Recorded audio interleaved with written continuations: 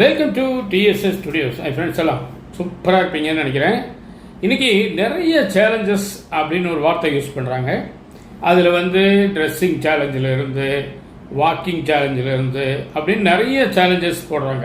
அப்படின்னா என்னென்னா யார் அதை நல்லா பண்ணுறாங்க அப்படிங்கிற மாதிரி ஒரு போட்டி வந்து இதெல்லாம் பார்க்கும்போது எனக்கு என்ன தோணுச்சுன்னா, நம்ம அசால்ட்டாக நிறைய பண்ணுறோமே, இதையே நம்ம சேலஞ்சுன்னு நினைக்கவே இல்லை. அப்படி ஒன்றை யோசிச்சு பார்க்கலான்னு பார்க்கும்போது சமீபத்தில் ஒரு பிரயாணம் போயிட்டு வந்தேன். அதை இன்றைக்கி உங்களுக்கு சொல்லலான்னு இருக்கேன். ஒரு நாள் காலையில் பாருங்கள், 4:30 மணிக்கு டக்குன்னு எந்திரிச்சு கடன்னு வேலைகள்லாம் பார்த்து குளிச்சு முழுகி ரெடியாகி ஒரு டவுன் பஸ்ஸில் போய் ஒரு 6:15 அந்த சுமாருக்கு கோயம்புத்தூர் ரயில்வே ஸ்டேஷனில் இறங்கியாச்சு சேஃபாக. ஏன் வண்டி எடுத்துகிட்டு போகல அப்படின்னா, சில நாட்களில் ஒரு 3-4 ஸ்டாண்டில் சுற்றி பார்த்தாலும் எங்கேயாவது கிடைச்சா தான் உண்டு. அப்போ நம்ம ட்ரெயினை மிஸ் பண்ண வேண்டிய சூழ்நிலை வரும். 7:15க்கு எனக்கு மயிலாடுதுறை வரை செல்லக்கூடிய சதாப்தி எக்ஸ்பிரஸில் ஒரு டிக்கெட் ரிசர்வ் பண்ணியிருக்கேன். ஒரு அவசர காரியமாக போயிட்டுருக்கேன். டக்குன்னு போய் எத்தாப்பில் ஆர்எச்ஆரில் போய் ஏதோ கிடைச்சதை லைட்டாக சாப்பிட்டுட்டு ஒரு 7 மணிக்குள்ளே ரயில்வே ஸ்டேஷனுக்கு வந்தாச்சு. நம்ம சீட்டை பார்த்து உட்காந்தாச்சு. சேஃபாக இருக்குது. பழைய மாயவரம் இப்போ மயிலாடுதுறை. அங்கே செல்லும் போது மணி 1:45 to 2 மணிக்குள்ளே. காலையில் சாப்பிட்டது சரியான பசி நேரம். டக்குன்னு இறங்கி வெளியில் வந்த தடுமாறி விசாரித்து ஒரு டவுன் பஸ்ஸை பிடிச்சி அந்த மாயவரம் மயிலாடுதுறை பஸ் ஸ்டாண்டுக்கு போயாச்சு. அங்கே போய் அவசரமாக ஒரு மதிய உணவை முடிச்சுட்டு அடுத்து போக வேண்டிய ஊர் சிதம்பரம். ஓடி ஒரு சிதம்பரம் பஸ் கிடச்சிது. ஏறி உட்காந்தா 1 மணி நேரம் 1.25 மணி நேரம் ஓட்டுறாங்க. 40-45 கிலோமீட்டர் தான் இருக்கும். ஆனால் டைம் எடுக்குது. அங்கே இறங்கினா சுமார் 4:15க்கு நம்ம இறங்குறோம். அங்கிருந்து நான் போக வேண்டிய இடம் ஒரு சின்ன கிராமம், பின்னத்தூர் அப்படின்னு ஒரு கிராமம். பிச்சாவரம் அப்படின்னு ஒரு டூரிஸ்ட் ஸ்பாட் கேள்விப்பட்டிருப்பீங்க. எம்ஜிஆர் படங்கள்லாம் நிறைய எடுத்திருக்காங்க அங்கே. அதுக்கு எம்ஜிஆர் திட்டுன்னே ஒரு பேர் உண்டு. அந்த பிச்சாவரம் போகிற வழியில் தான் இந்த ஊர் இருக்குது. இந்த ஊருக்குள்ளே போகிற பஸ்ஸு அடிக்கடி வராது. மெயின் ரோட்டில் இறங்கினா 2-3 கிலோமீட்டர் நடக்கணும். எப்படியோ தடுமாறி 5 மணிக்கு மேலே ஆயிடுச்சு அந்த கிராமத்துக்கு செல்லும் போது. அங்கே போய் நான் இருந்தது 1 மணி நேரம் கூட இருக்காது அதிகபட்சம். அங்கே போன வேலை முடிஞ்ச உடனே டக்குன்னு இன்னொரு 2 வீலரில் லெஃப்ட்டு வாங்கி சிதம்பரம் வந்தாச்சு 7 மணிக்கெல்லாம். அதே மாதிரி அடித்து பிடிச்சி மாயவரம்னு சொல்லக்கூடிய மயிலாடுதுறை பஸ்ஸில் ஏறி உட்காந்து அந்த மயிலாடுதுறை பஸ் ஸ்டாண்டில் இறங்கும்போது மணி 8:15. கரெக்டாக ஒரு எஸ்சிடிசி பஸ்ஸு இப்போ புதுசாக விட்டுருக்காங்க, மயிலாடுதுறை டு கோயம்புத்தூர். அது சேலம் டிப்போவை சேர்ந்த பஸ்ஸுன்னு நினைக்கிறேன். நல்ல வேலைக்கு அந்த பஸ் ரெடியாக நின்றுது. கண்டக்டரும் டிரைவரும் முன்னாடி நிற்கிறாங்க. வண்டியில் யாருமே இல்லை. நேராக போனேன். இது 9 மணி பஸ் தானே? ஆமாம். கோயம்புத்தூர் தானே போகுது? ஆமாம். ஒரு டிஃபன் சாப்பிட்டு வர டைம் போயிட்டு வந்துட்டுமா அப்படின்னா, 3/4 மணி நேரம் இருக்குது சார், மொல்லமாக வாங்க, 8:45 வந்துடுங்க அப்படின்னு.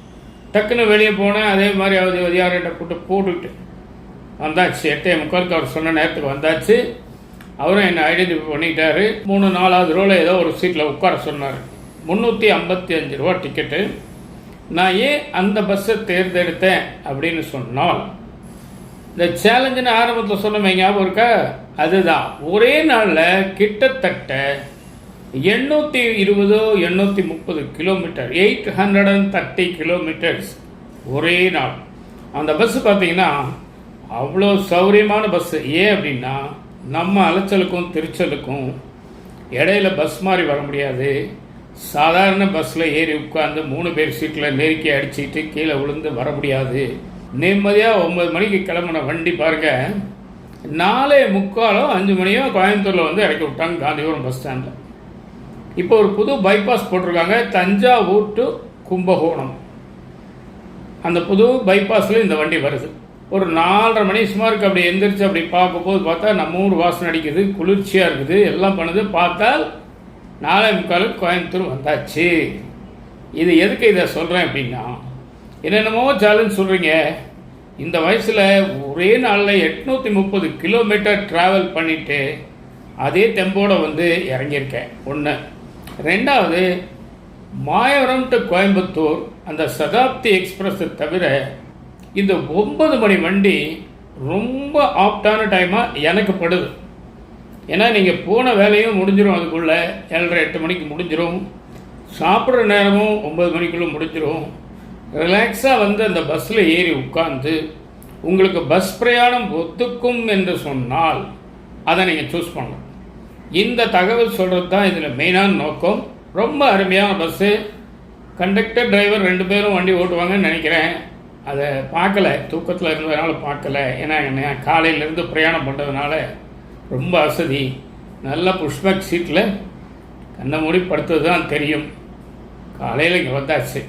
அது மாதிரி சேலஞ்ச் அப்படின்னு இப்போ எதோ சின்ன சின்ன விஷயத்துக்கெல்லாம் சொல்கிறாங்க பார்த்தீங்களா, அது இந்த மாதிரி சேலஞ்சுக்கு எத்தனை பேர் வராங்கன்னு பார்க்கலாம். கமெண்ட்டில் சொல்லுங்கள்.